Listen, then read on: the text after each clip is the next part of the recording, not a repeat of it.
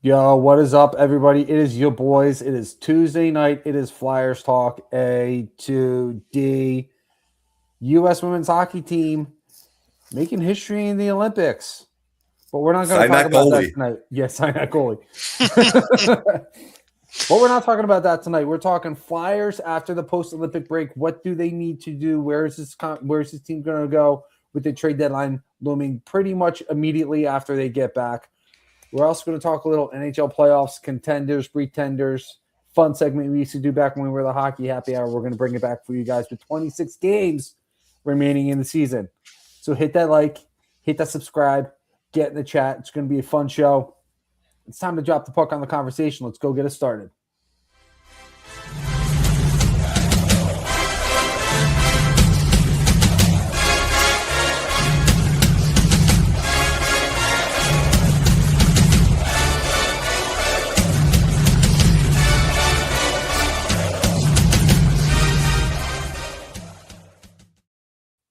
Welcome, ladies and gentlemen, to a brand new edition of Flyers Talk A2D right here on A2DRadio.com. I am Matt Sassuti, along with the Darkwing, Brian Daly.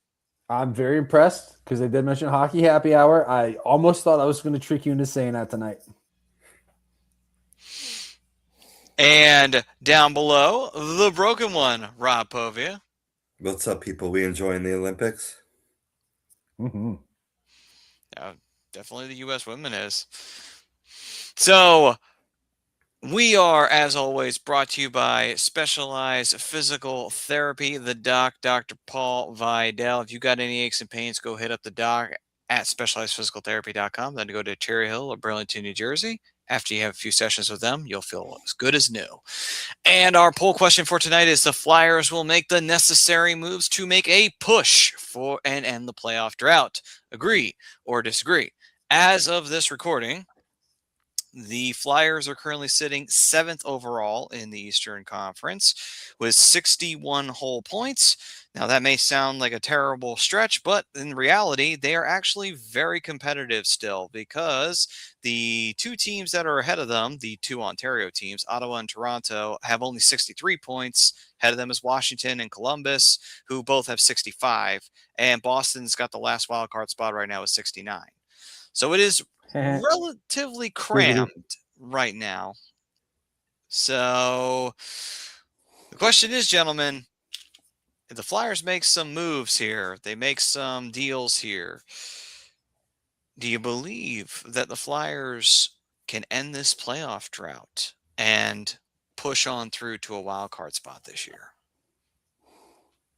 This is going to be tough. This is going to be tough for the Flyers no matter what they do at this point. So I'm on the fence. I definitely think they're going to make some moves, but the moves that I've been saying that they were going to make over the past couple of weeks has been very much one side or the other. And I'm pretty much set on the fact that I think unless this starts to kind of loosen up a little bit, because this Eastern Conference is tight, it's going to be tough for them to make the playoffs because everybody just seems to be winning.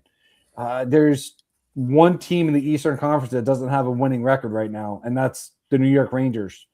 Devils aren't far behind that, but Devils are 28, 27, and 2, but it's everybody that's on top. And this is just what's make this conference so good is how tight they are. A couple wins in a row, Flyers could jump. A couple losses in a row, they could really falter. But I see them. I can see them making a couple moves here, but I think they're going to be selling moves. They're going to be moving pieces to try and free up some space to bring up hopefully a couple other young bodies to what Keith Jones was saying on the Philly podcast a few weeks ago during the Flyers Carnival. Got to play the young guys. And I'm just going to leave it at that. You got to play the young guys. John saying disagree. Don't think that they are buyers but sellers. Olympic Games. Who doesn't love watching Jutta Lurdum? I mean, she's engaged to Jake Paul. Her standards must not be that high. So, Robbie, how do you feel about it? And not only do I disagree with the poll, it would be an absolute mistake if this team tried to, pull in, like I've heard on Twitter, like a Jeff Skinner, which would be the old school thing that the Flyers would do and get laden down with veterans and clogging the pipeline, also on longer contracts. You don't want to do that at this point. You want to free up space. Yeah, maybe move veterans that have been standout this year. The plan used to be for that with Dvorak, but now that's changed. So I think he sticks around, but you could still see, the cast of characters, right? The Ristolainen, who's performing very well in the Olympics, and maybe displaying for other teams that are there watching the tournament. So you got to free up space for potential if Porter Martone, who's excelling on the NCAA level, if he wants to choose to sign his ELC and come play for the big club and show why he was a first round pick, right?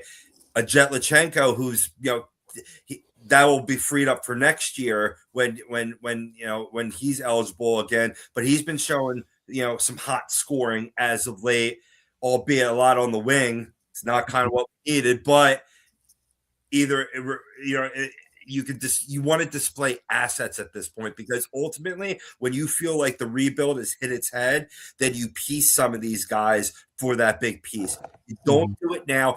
It's not a bad idea. I've said it before on the show, right?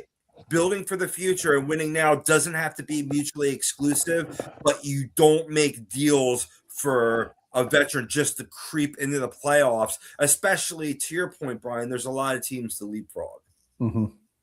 Yeah. Well, I'll say the good thing about Jeff Skinner, his contract was terminated recently, so you're not going to have to give anybody up to get him. So, not that I would want him. Yeah. It's still it doesn't cost money, but it clogs up the pipeline. Like I'd rather free that space for this team, this young team, won together early season on, Maddie, right? They got to lose together late season on and hopefully make that rebound. If they can creep them back in the playoffs, then it's good for that experience, and I'm all for that. Otherwise, why would you try to push from that? This is your last opportunity to maximize on your draft capital before it's time to put the pedal to the metal on this rebuild. Mm-hmm. For me, I will say make necessary moves to make push for the playoffs.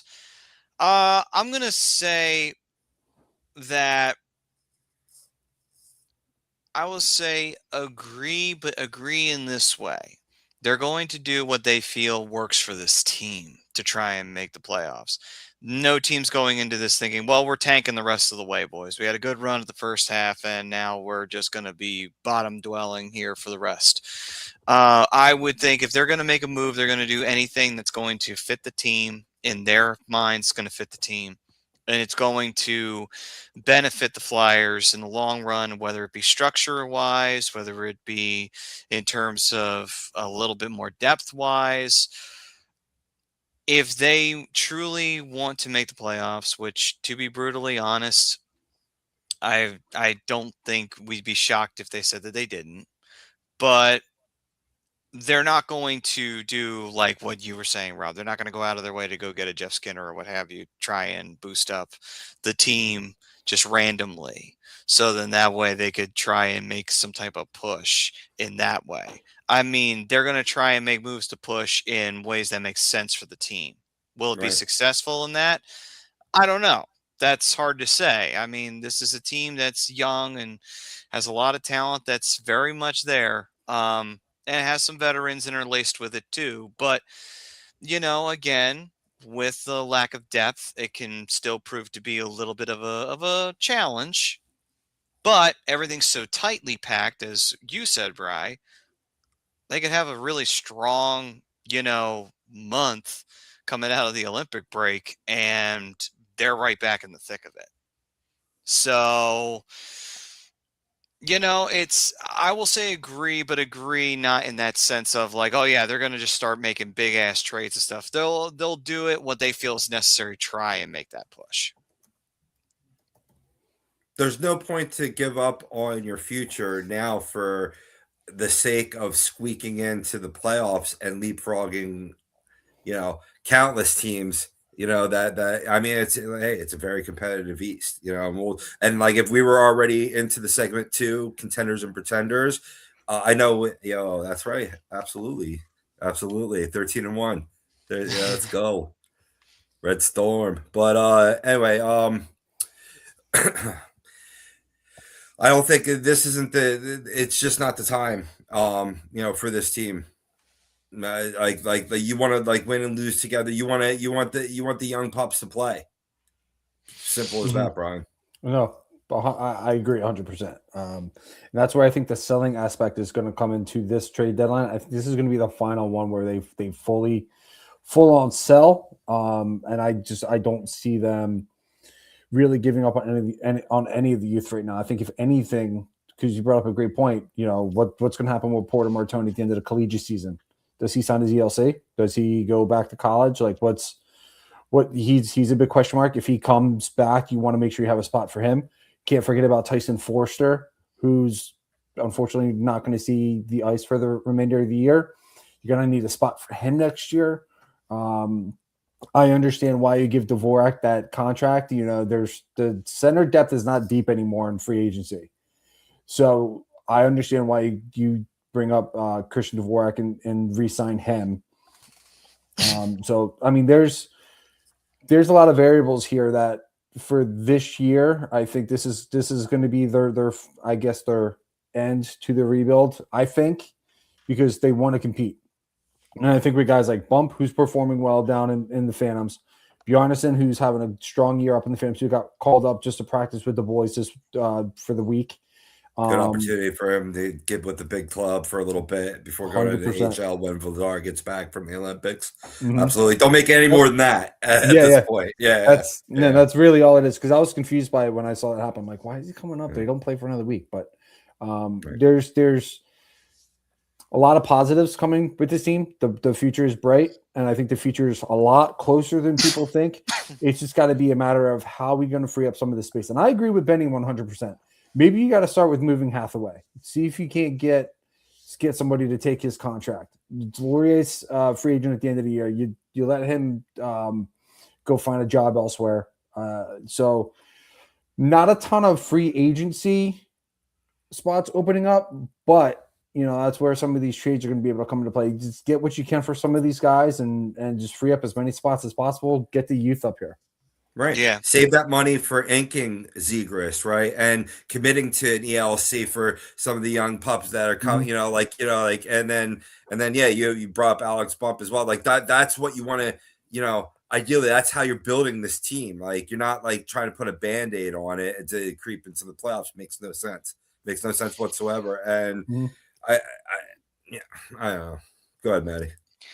So, with a lot of what the Flyers, will be doing here, I think the big question mark that we have to ask is, you know, how and when do we feel like they've got a good idea of what's going to take for them to move forward and make that next big step, and I think that for the most part, the youth being here is a big part of it. And I think that getting some of the veterans to come into the lineup has, of course, added something to it. The question that I think is like they're trying to get to that point where they're saying, okay, this is like the median of where we want to be. Now we can move up from here. And I think that that's really what I think they're trying to find. They're trying to find like, okay, are we at the median right now? It's like, okay, this is where we officially can take that next step forward. I think they're not fully have that answer yet, but I think they're trying to see if they're at that at this point. I think that, if they test the waters with trading a Hathaway or seeing what could be available to them in terms of getting back either a stock in either a draft or getting stock in a player or what have you that may only be here for a very brief period of time or what have you. I think that that's why we're seeing a little bit more of the rumor mill now than we did before, is that they're trying to see, okay, are we at that point where it's like, okay, now, like you were saying, Brian, now are we at the end of that rebuild where we've stocked up on the young talent? Now is it time for us to go forward with the next step of it? essentially. Yeah, and that's where we gotta kind of figure it out, and this is the time to do it. Yeah. The one question I have, boys, is that because mathematically it's only an 8-point difference out of that second wild card, does it creep into your mind that it would be a franchise worth 6 straight years of missing the playoffs? Does that factor into this equation, or does it not? Is that not strong enough for Danny B to be deterred from his original plan, and that's rebuilding in the right way and not not rushing things ahead of time? I would say that I think with I would say Danny, for the most part, he's been very cool-headed about these things. So I don't think the tightness of the conference and the wild card race, I don't really think that that's going to be enough to swing him to the point where he's going to start doing some bold, crazy things. Um, so I don't necessarily believe that. I do think, though, that he will, if it winds up being where they get close or they're very close, I think Danny he'll definitely want to see if there's any type of juggling that can be done. So if anything, I think it would be more of, if he's going to make a move, it'll be strictly for depth reasons. And if they happen to somehow be in a playoff spot come the end of the second half of the season, I think Danny's just going to look at that and say, like, you know what? We're here. We're playing with house money. And that's all there is to it. Yeah, I mean, I definitely think there's a little bit of experience that could be gained from getting to the playoffs, and I think it's going to make a lot of players hungrier if they get back to the playoffs. And I said that earlier in the year, and I'm still going to stand by that. But at this point too, you really have to start testing what you have. To my version of the answer to Robbie's question is, I think Danny has done a pretty damn good job cleaning up the mess of Chuck Fletcher, who clearly had no idea what he was doing when he started to rebuild this team. And it wasn't a full rebuild until Danny took over. Yeah, I like the finger quotes around it. Chris Pronger was on the Spit and Chicklets podcast, and he was saying the same thing. We've had Chris on the program before a long time ago. So crazy to think that we had him on the show. It was so much fun. That was. The takeaway I'm getting from this is there's when Danny took over with Jonesy, that's when they started to rebuild the right way, and I think they're doing a great job. I don't think they've done an acceleration job or anything like that. I definitely think they have. I think they're doing things right. I think they've hit on a lot more draft picks than Chuck Fletcher has, and I think that has been a big key to this team moving forward. Has been and as quickly as they're moving a little bit too, is they're hitting on some of their draft picks, and I think they're taking some shots on some players that may have possibly looked like a reach at the time, but or maybe not the necessary pick. But for instance, Porter Martone, you can't pass Porter Martone. If he falls to you, you have to take him. He's night and day the best winger in the draft, and he fell to 7, so you have to take him there. So that being said, he went out and traded for Zegras, went out and traded for Drysdale. Are there still some things that need to get fixed? Absolutely. No team is perfect unless you're the Colorado Avalanche, who I think only have like 6 losses on the year. That's the only perfect team out there in my eyes. Oh, I'm sorry, they have 9 losses. They have 9, still. Yeah. It's weird. They have 9 losses and 9 OTLs. Ain't that weird? Yeah. So they're in my opinion, they're the standard team right now. But there's still a lot of work to be done for the Flyers. You still got to work, get some young center depth, bigger bodies.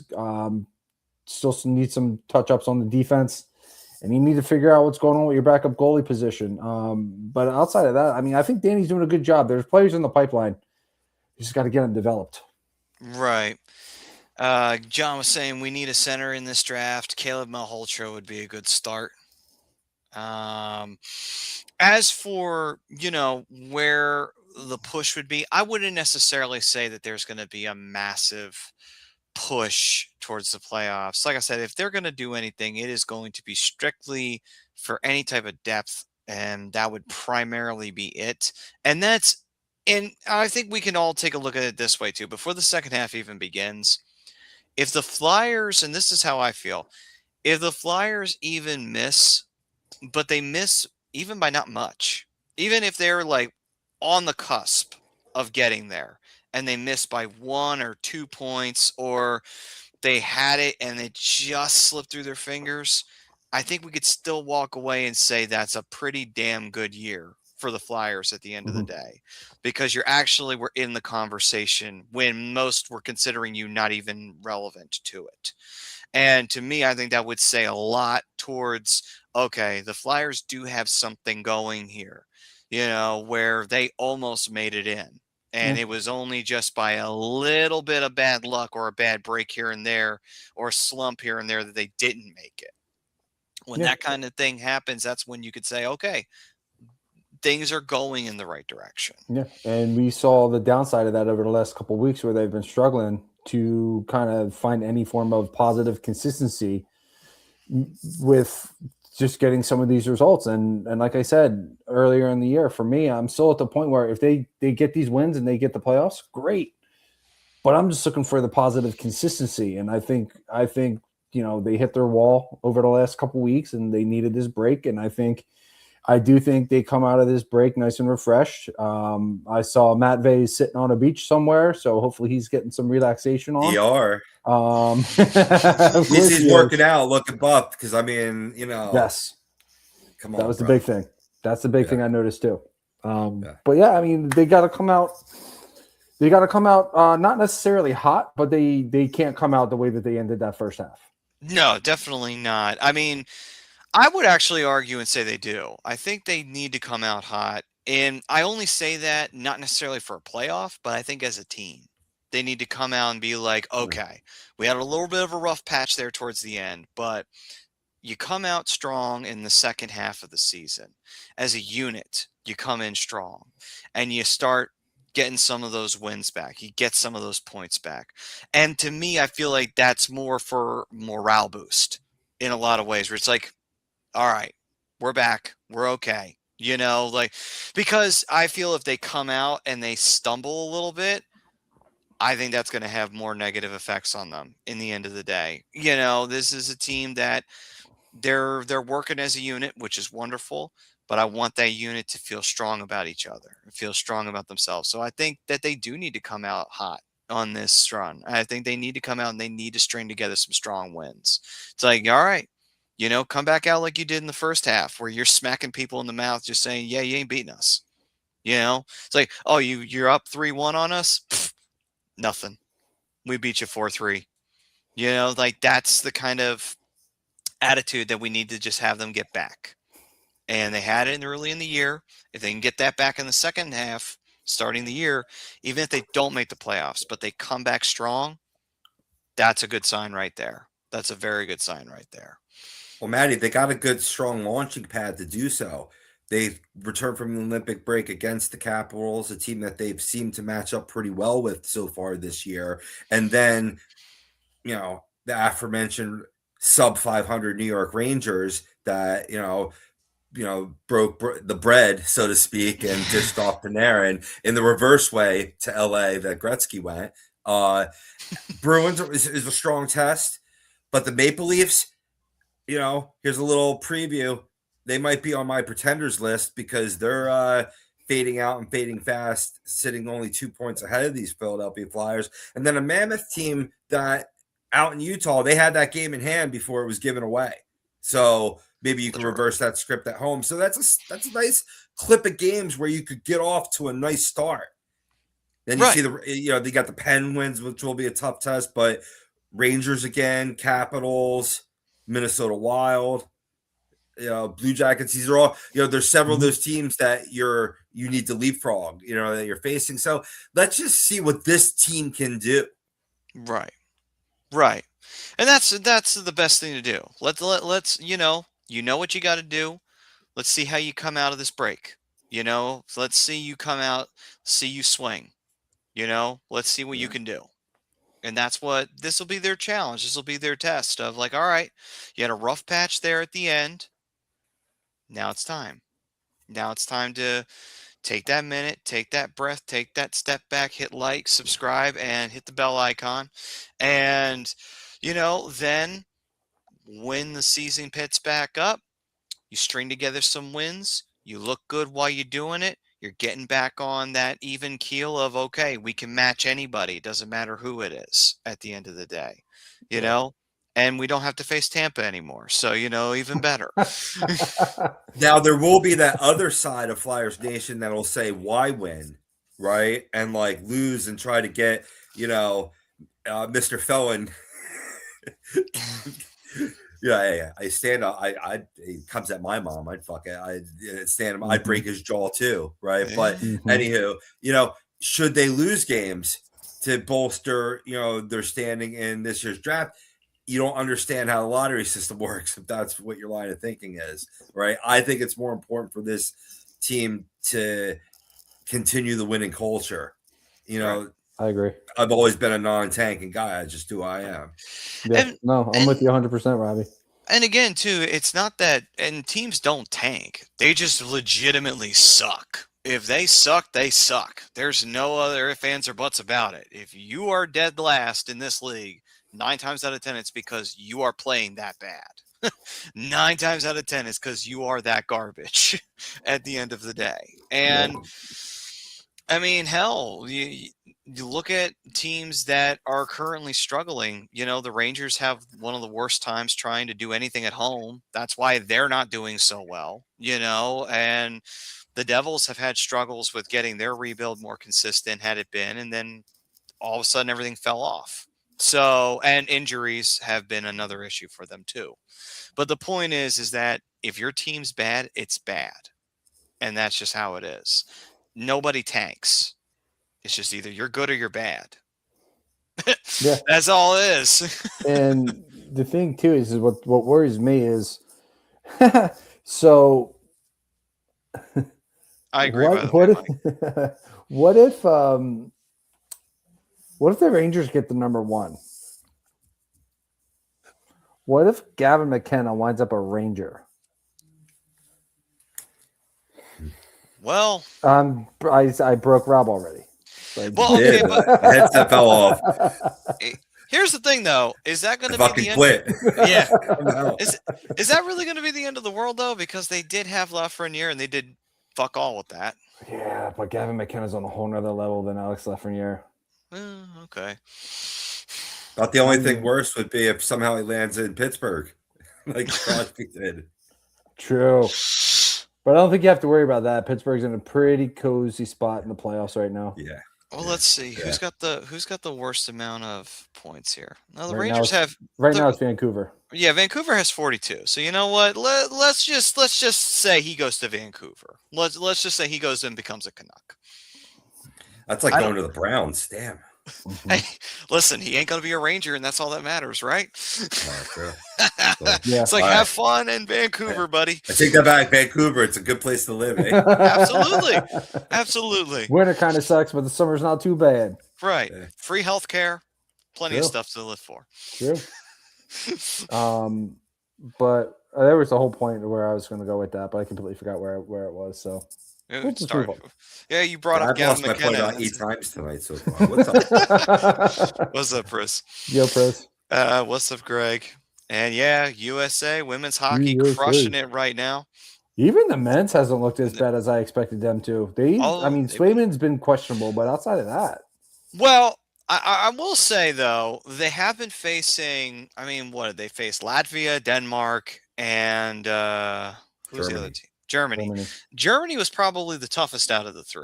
So it would be I don't think they've been really tested. That's the one thing that gives me a little bit of a worry, because what happens if they face the Czech Republic or Canada or Sweden? Like one of the really good teams. That's the only thing. They'll be facing Sweden in the quarterfinals, so we'll see really soon. Yeah, so tomorrow's going to be a bit of to me, that's the big one right there. And it's single elimination. So, let's hope this isn't just all for naught. But anyway, Benny's saying would take Sternberg too. In a heartbeat. Yep. And he says, got the worst matchup in the quarters with the Swedes. Yeah. He came off a big win today too. Yeah, so it's I mean, I hope we might have a miracle one day. Be nice to say. You got faith in the women. Let's go. Right, at least the women, they're just over here dunking on teams. So, at least you got that going. Just Oh, that's shutting it. They played everybody up. Italy as well. They played the host country. Yeah. Yeah. I knew there was one more team. You know me. I watch my Olympic hockey. But let's see here. Women just shutting teams out. They just don't want to let anybody score. I know, it's just wild. Gotta love it. Gotta love it. Yeah. So I think this is a good time to transition over into the pretenders and contenders talk. So, is there anything else we want to talk about in terms of the Flyers? I really hope that they hold on to Bobby Brink, right? I know that's an obvious statement, but I'd even be fine if you wanted to free up right wing space by moving an Owen Tippett. I'd rather keep Brink, and I know that's a bit of a contrarian point of view, but I don't think you definitely at least keep one of them, right? But that I'd like to see them get younger on the defense. I'd really like to see Emil back up here full time. So, yeah, it's a tough decision because both players. There's a lot to love. With both players. I love Brink's fucking.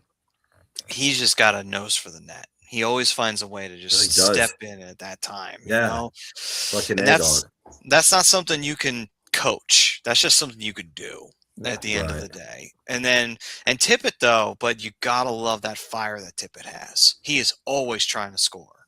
Always trying to score. Does he always? No, but when he does, he's on fire. If the rumors are true and they are listening to offers on Konechny, I just hope they don't move him. He is what it is to be a Flyer, and it means so much to this organization, this locker room, the way this team rallies around. He's a leader, and he needs to stay here. If they are shopping him, they need to not. You can listen to offers all day, but I just hope they don't offer them anything that's going to say, "Hey, TK, you're out." Yeah, I don't know. I hate to say this. I'd be more open to trading Coots before I'd be trading TK. Same. Honestly. Oh, well, no, 8 days a week. You ain't getting that, but 8 days a week. I hate to say it, but I mean, I would like to see him take on the C, like once Coots' contract is gone. That was sort of my vision for this team. But if you were to get a nice package back and the ability to move Matvey back to the right wing on a top line, I might be okay with it. That sounds like a pool I would love to jump in the water. Sounds great. I could see that. I could see why that would make sense. Moving Matvey up like that. Yeah, I could see that. But the return's got to be good. I mean, and you can trust that so far what we've seen, and we got to believe our eyes, right? We've seen Danny not pull the trigger unless the pot was sweet enough. And that's the good thing too about Danny. He's not doing anything rash. He knows where the team's at right now, or at least he's got a good semblance of an idea where the team's at right now, and he's just trying to see what else we got. And there's nothing wrong with that. I agree, Benny. It was the contract, and it's like the prototypical center, right? But I believe Konechny should have gotten the C from the jump start as well. Right. And I don't know what that was about. I don't know if that was a Torch decision or what. I think it was more of just a vet decision because he'd been on the team longer than TK, to be brutally honest. I think it's a little bit of both. I think it is definitely because he was a vet in the locker room, but I also think it's because Torts wanted to name somebody. So, I mean, honestly, too, the thing about TK that I will piggyback off what you said. One thing I do not want him gone is because he is a heart and soul guy, and those are not guys that grow on trees. You can get a lot of solid hands, and you can get a lot of solid players out of the draft, but a heart and soul guy is not as common as people might think. There are some locker rooms that don't need it, but that there are locker rooms that really do. This is a team that really needs a heart and soul guy, Mhm. because without him, I don't know how well this team performs. This team needs that guy. Now, could Zegras turn into that guy? He seems to be really digging where he's at right now. Maybe Z could take over that spot, but at the same time, I would still say I won't invite the devil in on that one. I would say like, you know what? Don't do it. Just let's keep TK here. Why would you invite the devil in? He's not a good person. Keep him out. Lock him away. Dude, get. So, contenders, pretenders. We'll get into it. Obviously, playoff push is coming up here in the second half of the year. All the games matter big time now.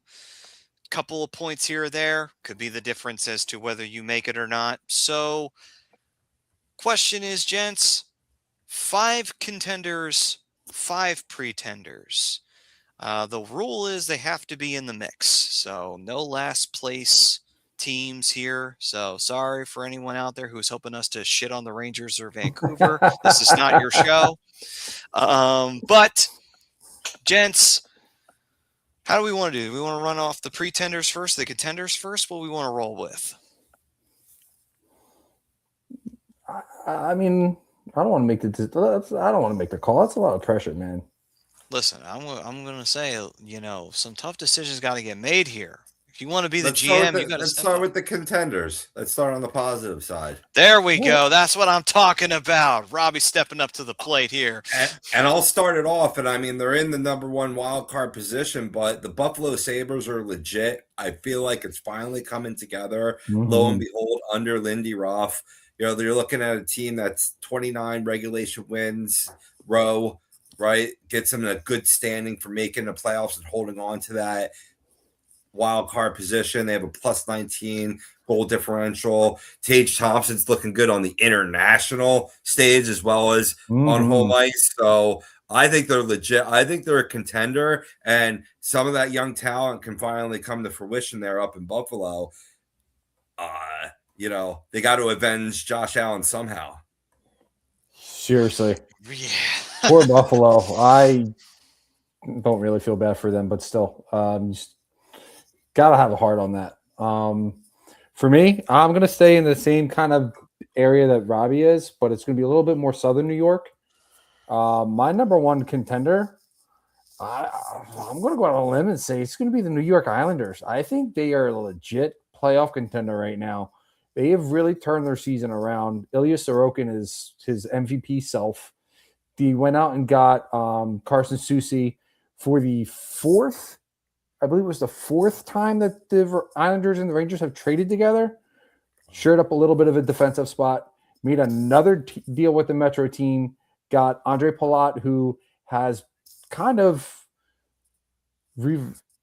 refound his game a little bit with the New York Islanders. I think he went a little bit sour with the Devils, but I absolutely love where the Islanders are right now. I think they're a legit contender right now. What up, Jim? Jim's saying, where do you guys think the Penguins finish? I don't know if anybody's got them on the contenders pretenders list, but we'll see if the Penguins come up on that. I don't have them on my list, but I think they're a team that could easily, that would be a great first round series between the Islanders and Penguins. And I can see the Penguins, despite, and I agree with you, Brian. I have Islanders on, a contenders list too. But when you got to dig yourself out of a hole, that expels energy. Whereas Pittsburgh has kind of been steadily where they've been at all season long, much to a lot of our surprise, right? This was a spot we had earmarked potentially for the Washington Capitals, for the New Jersey Devils who fell off a cliff. I mean, that's a little health issue, but we get it, right? We originally, at least, penciled in. Nobody, I think, had Pittsburgh in the second role, in the Metropolitan. So, I could see them making a little bit of a push and potentially a swan song for Crosby. 100% with you. I definitely they are. Sorry, I had to suppress a gag right there. I know. I'm just calling it like I see it. It's Yeah. stuff. I would love the Fly. I would have loved the Flyers to been in that third. Flyers, Penguins again. And the new generation of orange and black. Getting into that rivalry. That's like, getting a playoff series times 1.5 in terms of experience. At least, maybe even 2. Right. We haven't seen a Flyers Penguins series since 2018. I'm not going to say anything about the Penguins. Jim, stay tuned. I think you're going to like where I'm going to go with this. All right, then. So for me, first contender I'm going to throw out there, I'm going to go west. I'm going to say Utah. I think the Mammoth have a lot going for them, actually. I think that all of the pieces that were grabbed when they were still in Arizona, I think that they're starting to really find their way. And I think that Utah is really starting to put it together. And I think that they have a legitimate shot of being in the playoffs and actually being effective. I mean, will they get out of the first round? I don't know. Depends on who they draw, but they might give that team a run for their money and might actually realize, oh, okay, maybe we need to pay attention to this team that relocated from Arizona. Might need to start paying attention to them a little bit.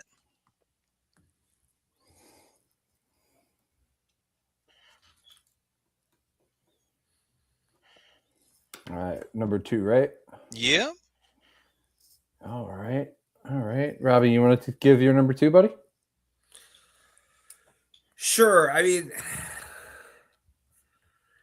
in terms of we don't want to talk about Tampa Bay Lightning, despite them having, some defensive woes. I mean, Bazzi is a good cure-all for that. So, and they are, leading or tied with the Carolina Hurricanes for top spot in the Eastern Conference. But I definitely think they have a shot to make the finals, though. I'm just going to throw that in there as a little extra jab. I'll stick in the West, right? And I'm going to go for a team that we talk about a lot. You have the best player in the world. They made a goalie change, a questionable trade midseason, but it seemed to work out for them and has boosted them back up to the normal standings, and that's second in the Pacific. I'm going to say Edmonton Oilers. They're my perennial, team that could make a run in these playoffs. So I'm going to go Edmonton Oilers for number 2. Okay. All right. Brad, what you got? I love it because Edmonton definitely needed to make that swap. Things got stale in the net, so right. I love that. My number 2 is actually where I put Buffalo for all the same reasons that you did. They went on that tear. They fired their GM, and ever since they brought in, I can't even pronounce his name. I know who it is. He was the GM of the Columbus Blue Jackets. Ever since they brought him in, this is a little fire under this team, and they have looked really good ever since. Getting good goaltending from not just Alex Lyon, but UPL, and they're getting consistent production from a lot of the young guys on the roster, and obviously Tage Thompson, playing Olympic hockey, looking great. Jack Quinn has been solid all season long. Defense, Rasmus Dahlin is playing his game. Owen Power starting to come into form. So this Buffalo Sabres team is really starting to gel together, and it's hard not to put them on the contenders list right now, especially after that tear they went on. So next for me on the contenders, I also have Buffalo here. It's like, I mean, what are you going to say? The Sabres, they had a very strong first half of the season. And, Lindy Ruff, man, just for some reason, they brought him back. And that man he's a miracle worker when it comes to his teams.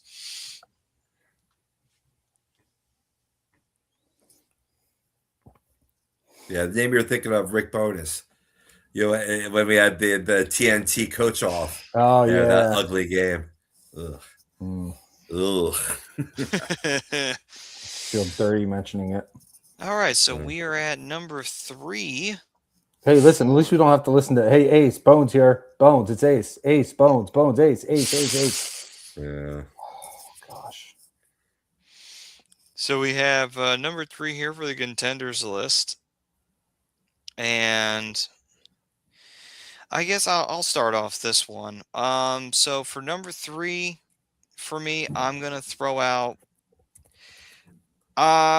I'm kind of in the same mindset of I feel like I don't want to say that they're completely out of it. I think Washington definitely should get that. I mean, they're a team that still has that punch to them at the end of the day. They're not in the playoffs right now, but I think if they get hot again, it's going to be kind of hard to stop them. They seem to just find a way to get those wins and just get on the roll. So I don't know. I think Washington's probably going to end up in a playoff spot before the year's out. I could see it, but I still have question marks on their depth. They're a very top-heavy team. Mm-hmm. They are, but I feel like at the same time, they're still finding that stride of just being able to, like, they could still string the wins together. And it's like, if they're just staying hot, it's going to be hard to stop them. Yeah. I mean, they're getting the goaltending, too, from Logan Thompson and Charlie Lindgren. So that definitely helps. It's the same situation like Tampa. They may have their struggles, but when you have good goaltending, that can take you a long way. And Well, they're 4 points behind the Bruins, 4 points behind the Islanders, so they are in striking distance, and you have the best goal scorer in the world, so still producing unbelievably. Yeah, at my age, ugh.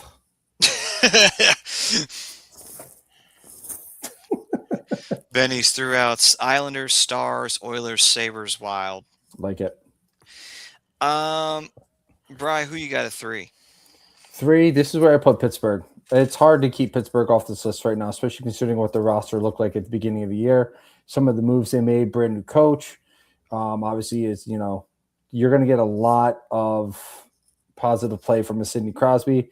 Makes me kind of wonder if the last couple of years under Mike Sullivan was maybe that his voice was getting a little too stale in that locker room, and Crosby can do as much as he can, but with the depth of that team, there's probably some guys that's hard to rally around when you get a stale voice in the locker room. But you bring in a fresh voice, you bring in a young coach, revitalize this team. It's going to be curious if they can maintain this with not Tristan Jarry, Stuart Skinner between the pipes. We know he could be a really strong regular season goaltender. It's just going to be a question of how deep can he take them in the playoffs? So, just see what happens. But right now, they're number 3 on my contenders list. All right, then. Yeah, 100%. That was a great ad. Chenikov was a great addition. And then, Robbie, what you got at 3?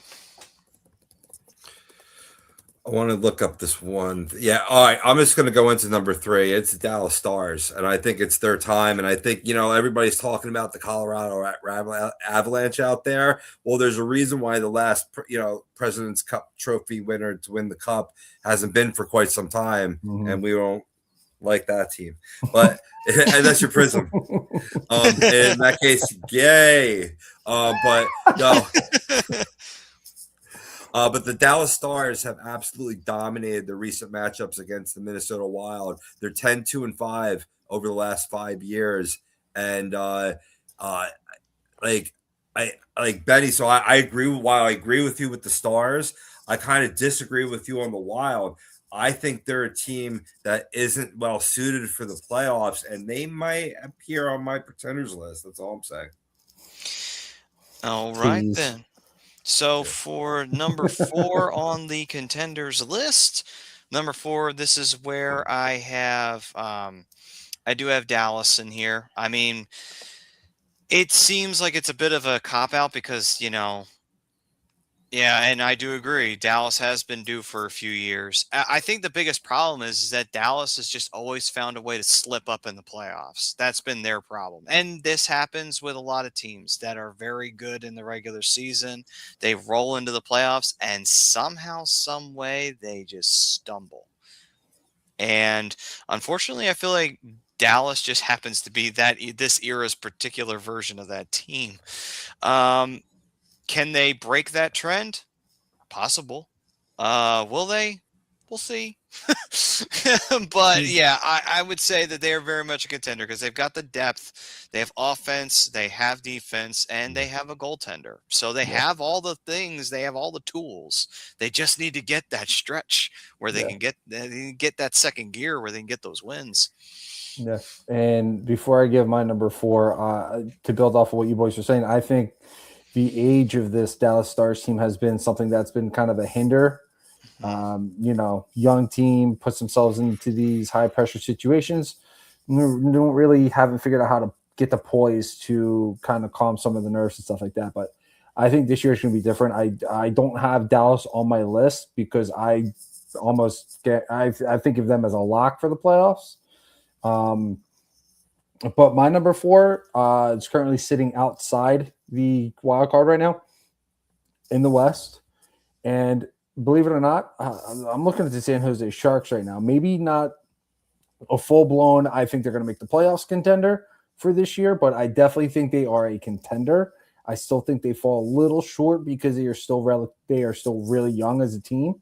But the way this team has really gelled together over this past year, Macklin Celebrini, Will Smith, William Eklund, Sam Dickinson, Oscarov, there's a lot of really talented players on this team, and they're starting to put it together slowly with the additions of Tyler Toffoli.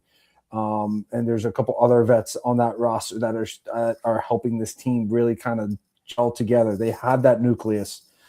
It's just going to be a matter of time before this team winds up back in the playoffs. I think ultimately they fall short this year, but it's not going to be because they couldn't get there. It's going to be because the teams out in front are they're still a little bit better than they are. They're kind of in a similar spot as your Flyers, Matty, as you're a fan of both teams, and they could make a push for a playoff spot in order to gain that experience as this team rebuilds and grows together. So they're a little bit closer to that, and again, even just the chase can be educational. Mm-hmm. Absolutely.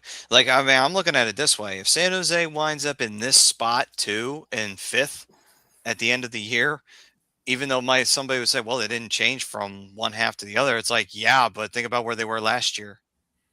Like that's a massive leap for them to be here. And that's exactly kind of why I want to put them on this list, because again, I don't necessarily think they're making the playoffs, but I mean, the jump they took from last year to this year, and a player like a Macklin Celebrini is definitely going to help you with that. But you got to think of the depth that's coming with it, because you still have Will Smith, William Eklund, Tyler Toffoli, and there's still pieces on the defense that are young as well. I mean, Mario Ferraro with his physicality, Sam Dickinson learning the game and as quickly as he is, it's. Mm-hmm. I'm just going to say this right now. I mean, Celebrini has the potential to be the best San Jose Shark in history. And yes, I am going to say he could outdo Patrick Marleau. I'm not joking with that. This kid's that talented.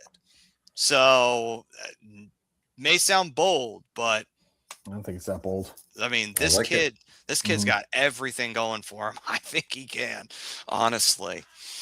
But that's actually, Rob, did you go? I don't know. I think you. Yeah, I think you're up, Robbie. Yeah, I am up. Yep. Yes. Damn it. Well, I agree. I like to just comment on teams. I don't really have a list. I'm willing it, so to speak. You know what? This is a slam dunk one. They're right there, and I could see them creeping over even a team in the Atlantic. And that's the Columbus Blue Jackets. You mentioned before, Maddie, really turning it around with Rick Bowness. They're 9-1-0 over the last 10. There's no hotter team in hockey, I believe, because they've won 7 in a row, which is more than the Tampa Bay Lightning. That's more than the Minnesota Wild or the aforementioned Dallas Stars. So they are indeed the hottest team in hockey. So sometimes it's about when are you hot, not Right. and they have a lot to play for. There's a lot of feel goodness. Is that a word? It is now. It Yeah, is. it We works. just invented that. So Pris saying, watch Dallas get back to the cup just to lose to Buffalo and come full circle from 99. Yeah, and then there'll be a skate in the crease when the puck goes in, even though there's no crease rule. Anyway. No, actually, modern day equivalent. There'll be goaltender interference that will be deemed not goaltender interference. And there you go. Then it's full circle. Perfect symmetry then. Anyway. Dum. So, my final contender, I was going to throw the Sharks in here. I'll be honest with you. If they do make it in a wild card, I will be very happy to see them back in the playoffs. I mean, would they get out of the first round against Colorado? Ooh, that's a tall order to ask for, but it would be nice to see them get back in it. So I'd be happy with them just getting there. Even if they get swept or they lose in 5, I would still be very happy to see it. Yeah, for sure. So what about you, Bri? You're number 5. Homer pick. Anaheim. I had to throw Anaheim in here. I think there's All right, definitely that's a it. You're lot. off. Oh, You're out. You're out. I can bring myself back in. You know this. Still fun to do though. No, of course. That's why I do it to you all the time. Later. So any. Sorry. No, it's going to be like that. Bye. My number 5 is the Anaheim Ducks. So it's hard not to put these guys on the list. They are starting to flourish as a team. Offensively, bunch of stud puppies on that offense. Their biggest bugaboo this year has been consistency on defense, and a lot of it is not fully always playing all the young guys. One of the biggest bugaboos from the season so far is Pavel Mintyukov and his consistency in playing time, and he's been getting a lot of frustration from not getting those minutes. So hard to develop a defense. What's up, Chrome? Congrats on the engagement again. I know I've said it to you a couple times, but I want to make sure you actually verbally hear it from me. The defense is you just need to upgrade the defense, and I'm sure they'll do that over the trade deadline. Dostal has been more than good enough in that, and they're getting solid play from Peter Mrazek too, which is really surprising. And when Mrazek's been hurt, it's been Ville Husso stepping up. So this team is figuring out ways to win, and it's hard not for me to not put them on my contenders list right now. All right then. As for you, Robbie, what you got for number 5 for the contenders? I talked about him before in response to I believe Jim and YouTube. That's Pittsburgh Penguins. So for all the reasons prior. Gotcha. All right then. Speaking of Jim, or I'm sorry, this is Sam. My bad. He's saying, "What up, fam? Detroit, Pittsburgh, and Buffalo are all looking good. If Detroit's goaltending stabilizes, Tage Thompson on Buffalo makes this offense super dangerous." Yeah. Agreed. Yeah, that's why they're a contender for me. Yeah, if they didn't have that stretch run, Tage Thompson was on my trade list. Like, go get Tage Thompson like immediately. But now that they're in the playoff spot, you're going to see a lot of these teams really sure up. Like, oh, this guy's not going anywhere. This guy's not going anywhere. Right. Buffalo's on that list. Main Metal Mike saying I have Tampa and Colorado for the Cup. So a rematch from 2021, if I remember correctly.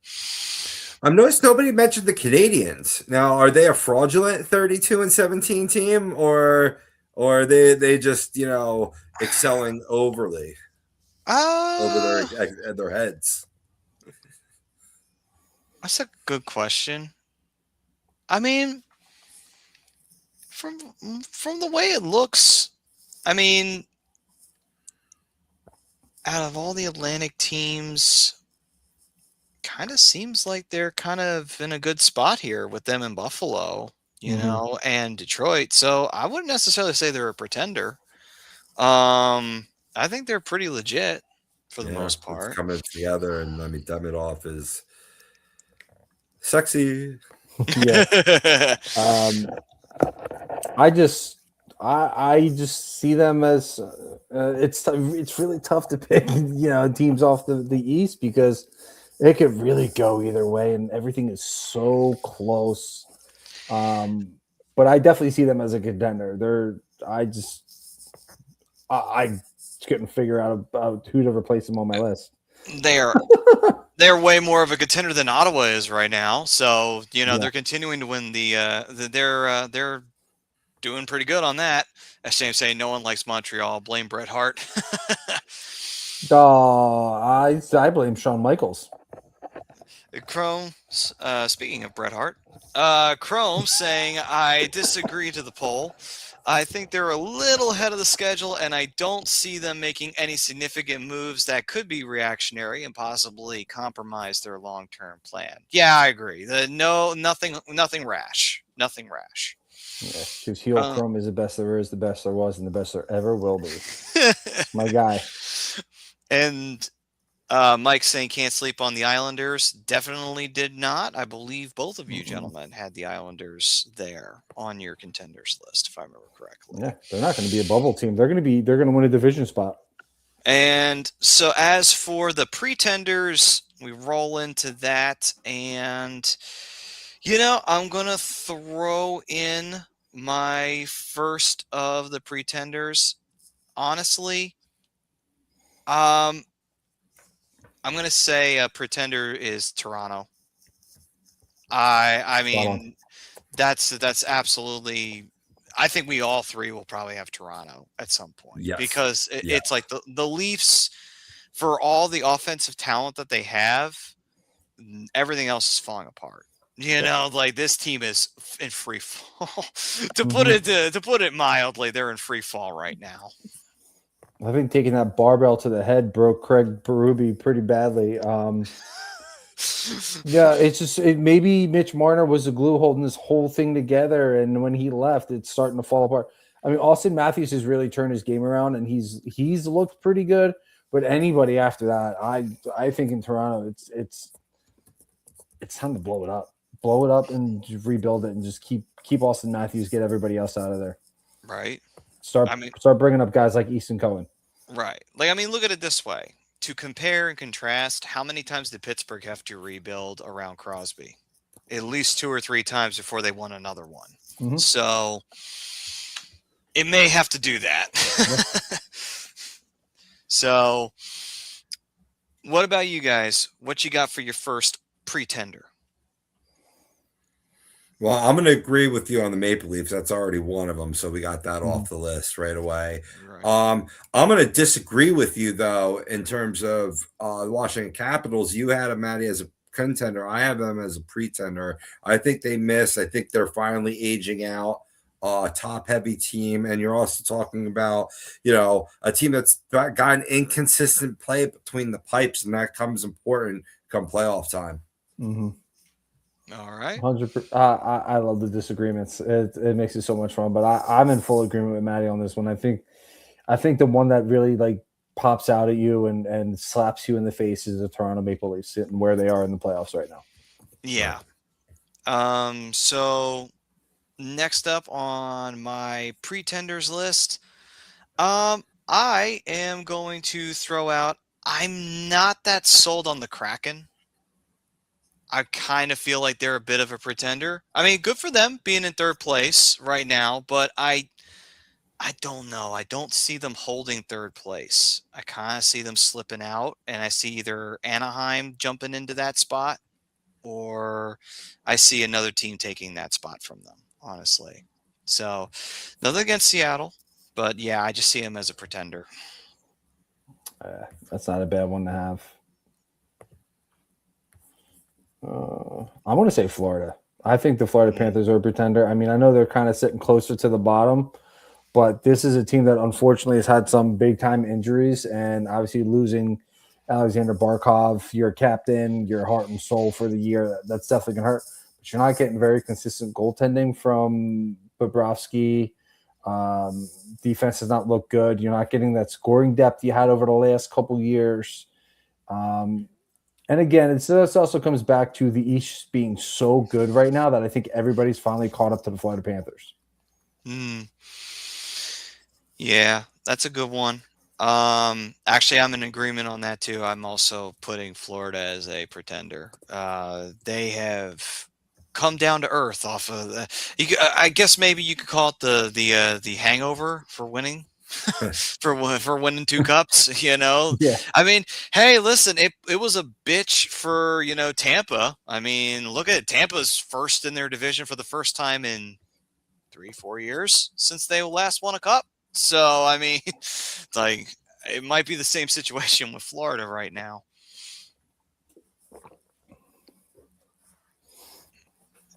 So let's see here. What else we got here? Robbie, who else you got?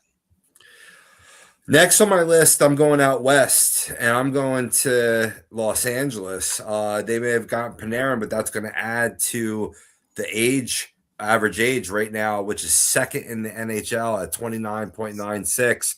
They're a team that's aging out as well, like the Capitals. I mean, the Capitals are actually middle of the pack because they have gotten younger on those third and fourth lines, but where they sit 18th at the league but still that's difference of 1 year by their average age is 28-48. So you're splitting hairs there really when you think about it. But when it comes to the Kings, they have not looked like the typical strong defensive Kings that we got to know.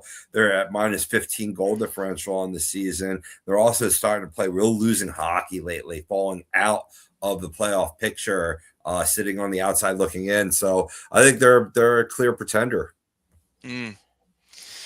All right then, and let's see here. So we've got through about 3, I believe, 3 or 4. That's my third. Yeah, so yeah, 3. I just got to give my third, and then we're through 3. All right then, Brian, what you got for 3? Me and Robbie are in the same ballpark here. We're in the same row. We may even be sitting on each other's laps in the same seat. I got the LA For Kings now. as well. For now. Whoa, Tell them what you wanted for Christmas. Whoa, Maddie. Hey. I got the LA Kings here. I don't think we're gonna find any consistency yet. They got the bread man, and it's definitely gonna help them. But I mean, I don't necessarily know if he's even gonna fit into the system well enough. I mean, I know we've seen him succeed pretty much everywhere he's been, but I mean, they just got him. I don't think he's even played a game for the Kings yet. I don't know what this thing is popping up, so I can't look at his stats right now. I don't think he's played a game for the Kings yet. So it's hard to tell what he's actually going to do for this team moving forward. Obviously, he's going to have a lot of impact in some way, shape, or form, but is it going to be consistent? Is the defense going to be able to hold up? I mean, I'm still not sold on Darcy Kemper as a goaltender with that defense in front. It sounds like they're trying to load up offensively and see if they can't win some games the way that the Oilers do. So we'll see if it holds up. But, to Robbie brought up a great point. Age, how well is that going to hold up too? It's Kopitar's final year. I mean, I know you go out and you make a push, but I just don't see it happening. All right then, and so now we go to number 4 on the list. Mike was saying Minnesota and Carolina he had as pretenders on that. For me, I will say a pretender on this. I will throw out. I'm not that 100% sold on. I'm not sold on LA either. So basically, I was just piggybacking off of you guys, but I just had them here. So LA's not looking great right now. So I'll just go on that and get that out of the way. Gentlemen, what do you got for 4? Well, here's where I might have put the Wild. I was thinking the Wild too, Mike, when we were speaking before, especially since it would look like their first round matchup would be against one of my strong, not just a contender, but strong contender in the Dallas Stars. And, when you look at between the pipes, Philip Gustafsson, he's had some good stats, but he doesn't really inspire fear. And Wallstead, has a lot of promise, but he's wet behind the ears come playoff time this year. I think in the future, he'll be an asset. Right now, it might be a hindrance, but I'm not going to put them on my pretender list. I'm going to keep them off because they're the second hottest team in the NHL right now behind the Columbus Blue Jackets, 8-1-1, winners of their last 5. Now, mind you, there's a break in between there, but still, they play really strong up front, and they're a strong defensive team that can kind of make up for some instability between the net. I think they'll lose to the Stars, but I'm not going to keep them as a pretender list. Instead, I'm going to disagree with Brian. I'm going to put the Anaheim Ducks in as a pretender, right? Yes, are they playing well right now as a unit? Yes, but that's been up and down like a roller coaster all year. When I looked at this team's defense, right, they can play that tough game with those cagey veterans, right? And that'll get you far enough in the playoffs. But in the end, defense talks, and I just don't think they have it. I think when you look at the Anaheim Ducks, they're overall -10 on the season. I say that they'll be a likely candidate to fall out of a wild card spot if maybe a San Jose Sharks team makes a surge. That's rude. Hey, I'm just calling it like I say. Hey, we're here to agree to disagree. Of course. All right, then. So after shattering Brian's fuck heart, fuck them, cheap bastards. Sorry. So after I still want to cause something. I feel personally attacked here. I think I'm going to go, guys. So after that, it's not you. It's a team. Oh, I know, you have your allegiance to Philadelphia as well. It's cool. I know. Listen, it's not your fault. Your players just, they decided. Did I pull the Wild out just to have a little disagreement with Brian on the show? I think you did. Possibly. Absolutely. I think this is a conspiracy, but But, I mean, there's a lot to like about the Minnesota Wild too, though. Yeah. I mean, you know what I mean. So I mean, and you're talking about an Anaheim team that's also rebuilding. I mean, they could hold on to that spot, but I'm just not convinced yet, Maddie. I got you. Priz saying every team in the Pacific is suspect. So are you, Priz. Amen. Ask for your opinion. Jeez. So let's see here, Brian. I think you still have to go, right? I don't think 4. I want to anymore. I don't like this game. You're the one who wanted to do it. I know, but this totally turned around on me. Listen, if you can't take the heat, get out of the kitchen. No. I'm just messing around. This is all in good fun. Nashville's on my list. I think the Preds are complete pretenders. I don't like where they're at. I think that if they do make some moves, this is really going to have them fall. Too many rumors surrounding Jonathan Marchessault, Steven Stamkos. I think I saw something about Brady Shea. I would definitely want to try and steal Philip Forsberg if you could. But, I mean, if you get past Soros as far as goaltending goes, they don't really have much. There's a couple nice young pieces there, but I don't think there's anything that's really like wow about the Nashville Predators. Barely over 500. I know they're a couple points out of the Western Conference wild card, but yeah, I just don't see this team. This team is just a complete pretender to me. They're going to sell at the deadline, and they're going to have a new GM next year or this year at some point. Absolutely. So we'll see what happens. I couldn't agree more. That was going to be my next team at number 5 to finish it up, because Nashville, to me, out of all the teams out west that are glaring pretenders, Toronto might be the most glaring pretender right now in the East. The most glaring pretender in the West by a country mile is Nashville right now, even more so than LA. At least LA still has something going for it. I don't even think Nashville has anything going for it, honestly. Not even a little bit. So, yeah, Nashville 110%. Absolute pretender. Robbie, what you got? Number 5, just to show no homer, the Philadelphia Flyers. Pretender for all the reasons in the first half of the show, which you can go back and listen to on YouTube, Spotify, wherever you get your podcasts. Catch us from the beginning if you're just catching wind of us tonight. We've had some social media issues this evening. We apologize, but we thank for the loyal fam tonight always coming in. Make sure that hit that subscribe, this is the first time checking in. Jim, I'd never seen you here before, so I love the talk, man. Nice. All right. So yeah, Flyers there. And spoiled my surprise. I was gonna actually say at the end, gentlemen, where do you have the Flyers, contender or pretender? But you know what? That's okay. Anyway, We already Bry, know where I stand. yeah. I mean, I'm just being realistic. I mean, am I rooting again? No, I'm rooting for this team.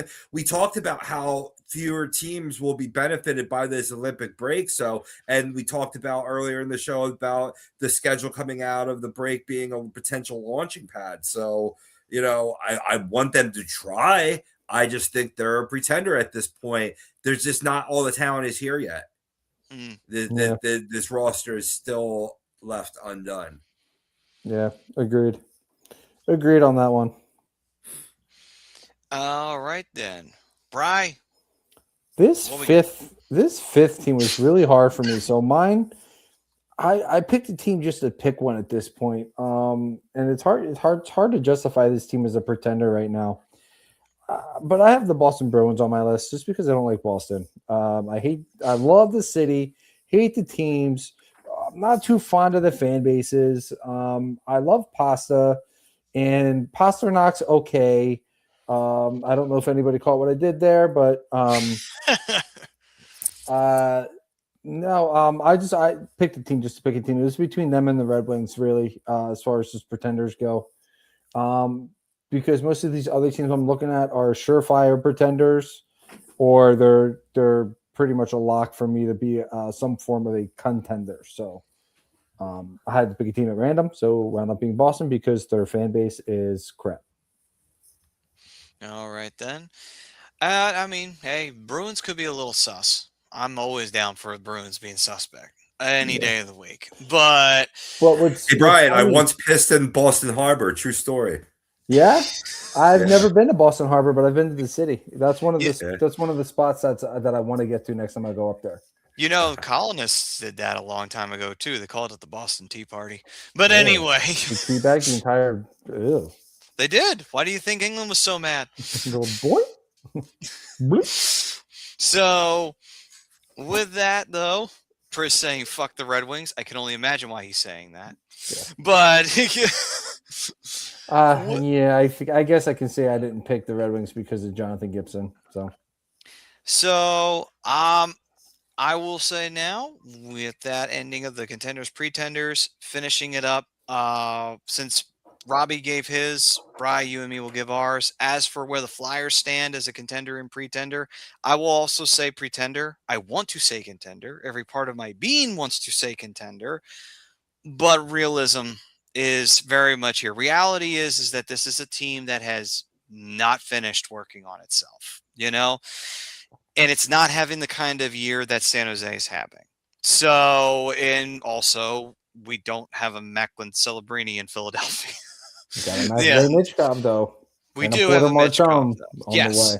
There's plenty of talent, though, here. So it's not like we're talentless. It's just that right now, as Rob pointed out, it's not all here just yet. So Jack Nesbitt looking pretty good, too. Mm-hmm.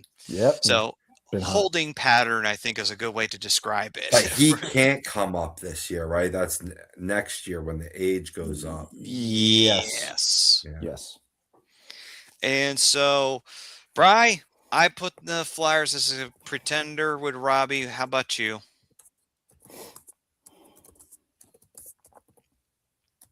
I might have to agree with you boys and go pretender. Just because I think this is the last, to me, this is going to be your last full rebuild year. And I definitely think this team is going to look very different next year in a positive way. I think we're going to see more youth, a healthy Tyson Forster, a Matvei Michkov who's not allowed to leave Philadelphia, so he's going to be able to stay in shape all year. There's still a lot of question marks with this team this year, which is why I'm leaving them in the pretender spot. But right, they are going to be a contender sooner than people think. Yeah. So that's it for the contenders, pretenders. And yeah, so few suspect teams out there, few teams that we think have legitimate shots of being in the playoffs. And the second half is nigh upon us. We are almost to the end of the Olympics. The hockey side of things is almost concluded. They're in the tournament stage right now. The women are getting ready to play for the gold medal. The men are hopefully going to survive Sweden and move on to the next round. We'll see. But all that being said, though, we thank everybody for joining us here for another edition of Flyers Talk A2D. Was there anything else we wanted to add, gentlemen, before we signed off? Go USA women. Absolutely. Win us that gold. And we were brought to you by Specialized Physical Therapy, the doc, Dr. Paul Vidal. Hit him up, specializedphysicaltherapy.com, to solve your aches and pains. Until next time, we will see you right here on a2dradio.com with the return of the Flyers coming back to television. Unfortunately, we will not have a game to react to next week. The Flyers will not be back until Wednesday. So they will be facing the Capitals the day after. So next week, we'll have a show for you. We could preview that game. We'll see what else we have coming your way. Until then, you stay safe. You stay healthy out there. Enjoy the rest of the Olympics. Go Team USA. Peace and love, everyone. USA, USA, USA.